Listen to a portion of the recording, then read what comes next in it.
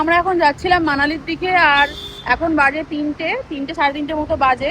তো এবার খিদে পাচ্ছে, যেতে ভাবলাম যে খিদে পাচ্ছে কি খাবো। আর এদিকে তো তোমরা জানো তোমরা ধাবা একদম সরাসরি আর সেই ধরনের খাবার।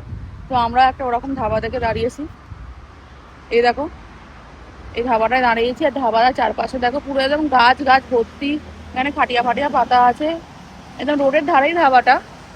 ওদিকে ওই যে আমাদের গাড়িগুলো রাখা আছে, ওখানে ওখানে আমাদের গাড়িগুলো রেখে দেওয়া হয়েছে, বৃষ্টি বৃষ্টি আসবে না। আর ওয়েদারটা মানে খারাপ করেছে, মানে বলতে গেলে এই ওয়েদারটাই যেন মানে ভালো লাগছে, এত রোদ্দুরে কষ্ট হচ্ছিল, তার জন্য এখন হচ্ছে এই ওয়েদারটাই সেরা। তো চলো, আমাদের খাবার অর্ডার হয়ে গেছে, এসেও গেছে, তোমাদের আবার দেখাই জাস্ট আমরা কি খাচ্ছি। এই যে দেখো, রুটি আছে, এখানে আছে ডাল মাখনি, আর এখানে ভেজ, আর আছে আচার, পেঁয়াজ, লঙ্কা। তো চলো খাবারটা এখন খেয়ে নিই, খেয়ে নিয়ে আবার রাইডটা কন্টিনিউ করতে হবে। তো তারপর তোমার সাথে